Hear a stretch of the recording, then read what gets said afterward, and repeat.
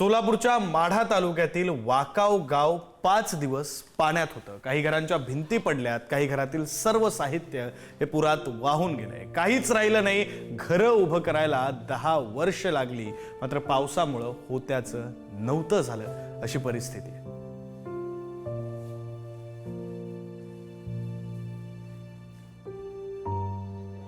माढा तालुक्यातील वाकाव गावमध्ये जे 5 दिवस पूर्णतः वाकाव गाव हे पाण्यामध्ये होतं। आपण एकंदरीत पाहिलं तर आता पूर ओसरलेला आहे, परंतु वाकाव गावामधली जी भीषण परिस्थिती आपण दाखवतोय। जे वाकाव गाव पाण्यामध्ये होते तर अक्षरशः घर मोडखळीस पडलेला आहे, अख्खा संसार त्यांचा उद्ध्वस्त झालेला आहे। आपण ज्या गावामध्ये आहोत त्यांचा संसार तर उद्ध्वस्त झालाच, परंतु इतकी बिकट परिस्थिती आहे की आता त्यांना राहणं सुद्धा मुश्किल झालेलं आहे। त्या ज्या घराचं नुकसान झालेलं आहे त्या घरातल्या ज्या भगिनी आहेत त्या माझ्या बरोबर आहेत। मावशी, काय सांगाल? आम्ही इथं राहत होतो। आम्ही कमरे इतक्या पाण्यातनं घरातनं बाहेर निघलेले, अंगाच्या कपड्याशी आम्ही लोकांचे कपडे मागून घालतो। लोकांच्या घरात राहून भांडी बासणं घेऊन पाणी सुद्धा प्यायला आम्हाला तांब्या राहिलेला नाही। तर त्यावेळेस आता आम्हाला लोक खायला देते तीच आम्ही खातो। आमची खाणे सुद्धा आम्हाला काय नाही। शेतीत माझ्या 8-9 पिकं उडीद काढलेलं ते सुद्धा नदीत वाहून गेलेलं आहे। आता उडीद सुद्धा माझा काढलेला राहिला नाही। लोकांची मजुरी भरली मी कष्ट करून, आणि ती सुद्धा माझं सगळं वाहून गेलं। रानात काही सुद्धा राहिलेलं नाही माझ्या। तर मी राहायची कुठं जाऊन? आता माझे लेकरं घेऊन मी कुणाच्या दारात उभं राहणार? आता काय खाणार? ह्याचा कोण विचार करणार आता आमचा?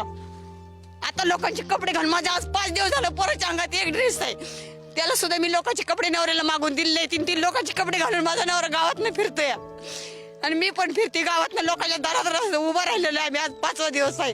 कुठं कोणी झोपण म्हणलं तर आम्हाला लोकांच्या दारात आम्हाला हातराय पांघराय द्या म्हणून तिथं झोपायला जावं लागतं, आणि मागून आम्हाला तिथं झोपावं लागतं। तेव्हा आम्हाला घरट्यात कोणीतरी जागा देते म्हणून आम्ही थांबतोय तिथं। आता ही अवस्था तर आमची सध्या चालू आहे। मग आता आम्ही जाणार कुठं? ही म्हातारी सासू आहे, हिला कुठं सोडणार? आम्ही कुठं जाणार?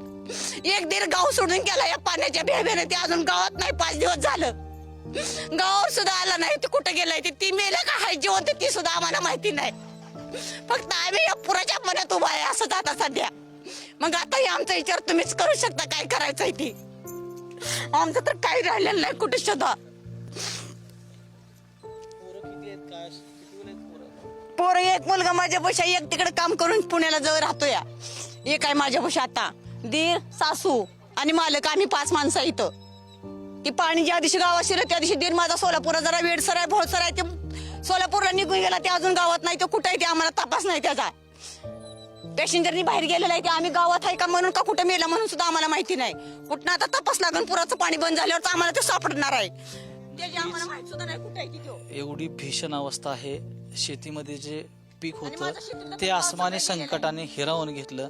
जे छप्पर होतं ते सुद्धा मोडका तोडका संसार आता उद्ध्वस्त झालेला आहे।